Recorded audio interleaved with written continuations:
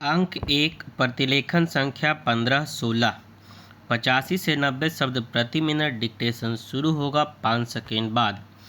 5, 4, 3, 2, 1। माननीय उपसभाध्यक्ष जी, मैं इस विधेयक पर जो 30 अप्रैल को प्रस्तुत किया था अपनी राय दे चुका हूँ और इसका मैंने समर्थन किया था और आज भी मैं समर्थन करने के लिए खड़ा हुआ हूँ। रोजी रोटी, कपड़ा और मकान, ये प्रत्येक मनुष्य के लिए दैनिक आवश्यकता की चीज़ें हैं और ये चीज़ें किसी व्यक्ति को उपलब्ध नहीं होती हैं तो फिर उस मनुष्य का जीवन दुर्लभ हो जाता है और कभी कभी उपेक्षित भी हो जाता है और फिर वह अपराधों में लिप्त हो जाता है। इसीलिए मैं अवश्य चाहूँगा कि इस चर्चा के बाद इस विभाग के मंत्री जब इसका उत्तर दें तो कुछ इस प्रकार का आश्वासन जरूर दें जिससे इस देश की रोजी रोटी, कपड़ा और मकान की समस्या का समाधान हो सके।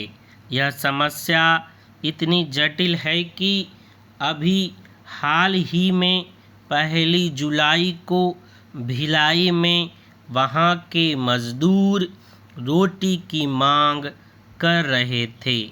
उनकी केवल 2 मांगे थी कि मजदूरों की छटनी कर दी गई है, उन्हें पुनः सेवा में लिया जाए, न्यूनतम मजदूरी के जो नियम हैं और इस संबंध में जो अधिनियम हैं उनको लागू किया जाए। वे प्रदर्शन कर रहे थे रोटी के लिए, लेकिन उन्हें खाने को गोली मिली। इस संबंध में समाचार पत्रों से जो जानकारी मिली है उससे पता चलता है कि करीब 20 आदमी इसमें मारे गए और सैकड़ों लोग घायल हुए। इससे मैं इस बात की ओर ध्यान आकर्षित करना चाहता हूँ कि यदि इन समस्याओं का जल्दी समाधान नहीं हुआ तो इस देश में जो शांति है उसके भंग होने की आशंका भी बनी रहेगी। माननीय सदस्य जी के विधेयक के संबंध में अपने 4-5 सुझाव देकर अपनी बात ख़त्म करना चाहूँगा, क्योंकि इस पर मैं पहले ही काफ़ी राय दे चुका हूँ। एक सुझाव तो मेरा यह है कि हमारी जो राष्ट्रीय आवास नीति है और जो लागू भी है, इसमें व्यापक संशोधनों की आवश्यकता है। यह राष्ट्रीय आवास नीति इस प्रकार की बनाई जाए कि जो गरीब लोग हैं, जो गृहहीन लोग हैं, उनके लिए कम से कम एक छोटे मकान की व्यवस्था जरूर हो।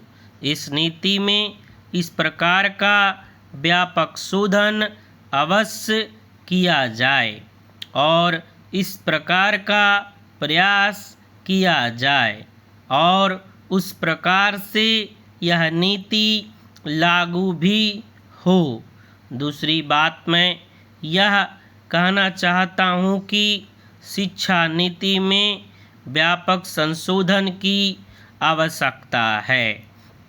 माननीय उपसभाध्यक्ष जी, स्कूल कॉलेजों से हमारे जो छात्र निकलते हैं और तकनीकी संस्थानों से जो छात्र निकलते हैं उनसे बेकारों की फौज ही बढ़ती है। इसलिए मेरा सुझाव है कि इस प्रकार की हमारी शिक्षा नीति बने कि जब नौजवान और छात्र इन संस्थाओं से निकलें तो उनको रोजगार मिले और वे बेकारों की फौज न बने।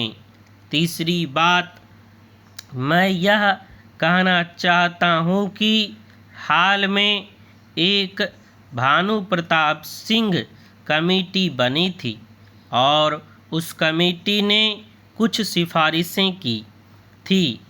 उनकी एक सिफारिश थी कि कृषि को उद्योग का दर्जा दिया जाए।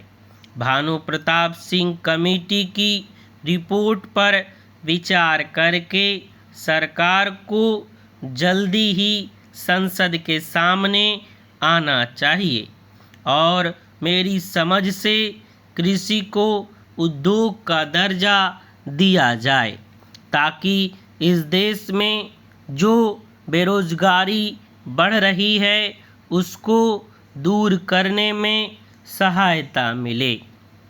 मेरा चौथा सुझाव यह है कि हमारे देश में जो लघु उद्योग हैं, कुटीर उद्योग हैं, हथकरघा उद्योग हैं, जिनमें गरीब और गांव के लोग लगे हुए हैं, उनकी तरफ ध्यान दिया जाए और उनको बढ़ावा दिया जाए।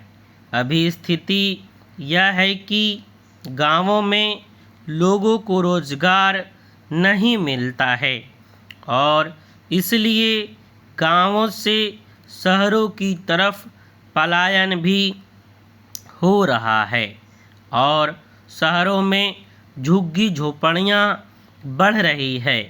इसलिए मेरा सुझाव है कि इन उद्योग में जो लगे हुए हैं उनको सहायता देनी चाहिए और उनको इस प्रकार से सहायता दी जानी चाहिए कि इन उद्योगों में वृद्धि हो ताकि ये लोग रोजी रोटी कमा सकें और अपने परिवार का भरण पोषण कर सकें।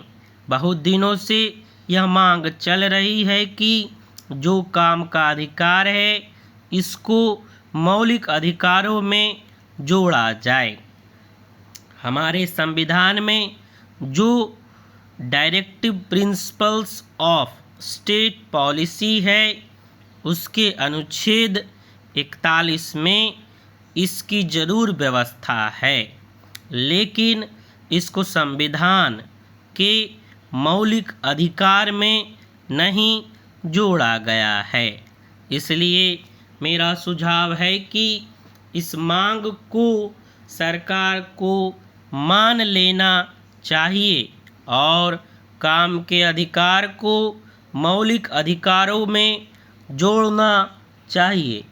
श्रीमान, इस संबंध में जो बात माननीय सदस्य जी ने अपने विधेयक में प्रस्तुत की है हो सकता है कि उससे सरकार सहमत ना हो, लेकिन उनका जो विधेयक है उनमें दिए प्रावधानों को लेकर सरकार को अपनी नीति स्पष्ट करनी चाहिए। समाप्त। यदि आपको मेरा वीडियो अच्छा लगा तो लाइक ज़रूर कीजिए और अपने दोस्तों को शेयर ज़रूर कीजिए और डिक्टेशन डेली लिखिए। एसएससी का स्किल टेस्ट आने वाला है। धन्यवाद।